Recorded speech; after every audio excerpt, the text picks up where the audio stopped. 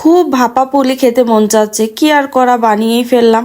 তো আসসালামু আলাইকুম ভিউয়ার্স, কেমন আছেন সবাই? আজ কিন্তু বাড়িতে ভাপা পুলির তৈরি করব। এই যে তার জন্য সে প্রস্তুতি চলছে। এই যে প্রথমে আমি একটা ডো তৈরি করে নিব। এই জায়গায় 2 কাপ পানি দিয়েছি আমি। 2 কাপ পানিতে একটু লবণ দিয়ে আমি সুন্দর করে ফুটিয়ে নিব। আর এখানে একটা মেজারমেন্ট হলো যে আমি 2 কাপ পানি দিয়েছি, সেই একই কাপের 2 কাপ আমি এই যে চাউলের গুঁড়া দিয়ে দিব।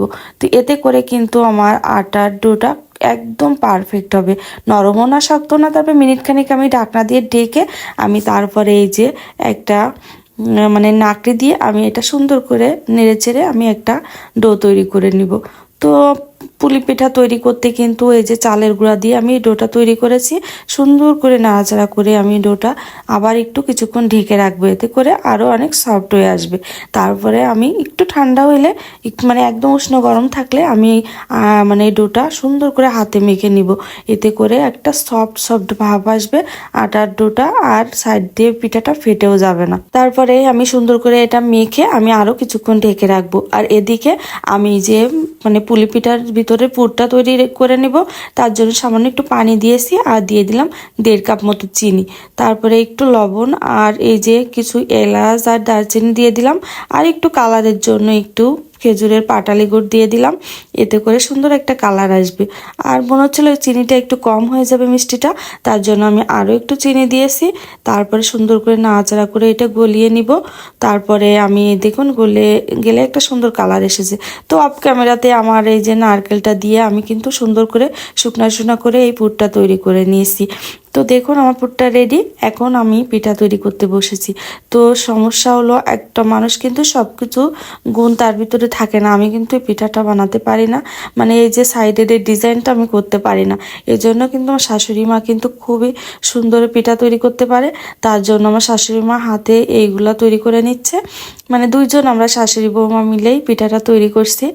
আর এই যে হাতে দেখুন কি সুন্দর করে একটা বাটির মতো তৈরি করে নিচ্ছে। তারপরে আর আমি কিন্তু পারি না, এজন্য কি আমি কি বসে থাকবো, এজন্য আমি ছাঁচে কেটে নিব। এই যে আমি একটা রুটি তৈরি করে নিয়েছি।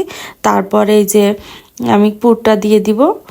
তো আমি পারি না, তাই বলে তো বসে থাকলে হবে না, চেষ্টা করতে হবে।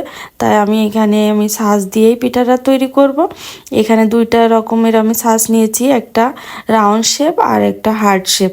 তো এই যে রাউন্ড শেপের পিঠাটা আমি তো প্রথমে করে নিব। আর একটা রুটি দিয়ে আমার 2টা পিঠা তৈরি করব।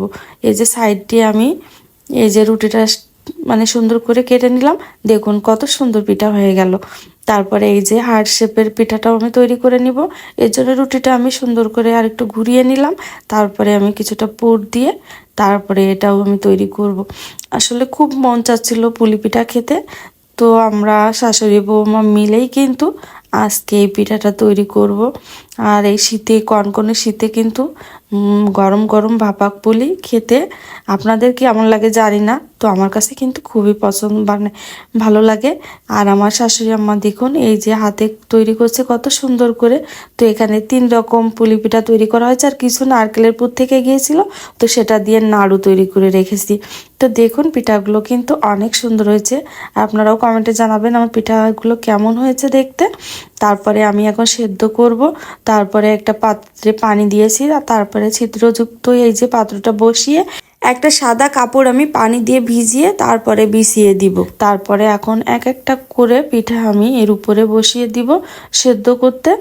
তো দেখুন আমি সুন্দর করে এক একটা করে পিঠা বসিয়ে দিচ্ছি। আর এই পিঠাটা হতে কিন্তু খুব বেশি সময় লাগবে না। তো ঢাকনা দিয়ে ঢেকে আমি 10-15 মিনিট অপেক্ষা করলে কিন্তু পিঠাটা সিদ্ধ হয়ে আসবে।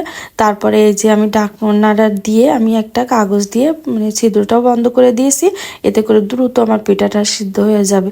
দেখুন কত সুন্দর হয়েছে, ধোয়া ওটা গরম গরম, আর যে ঘ্রাণ বেরোচ্ছে, পিঠাটা যে এত মজা হয়েছে, অনেক মজা।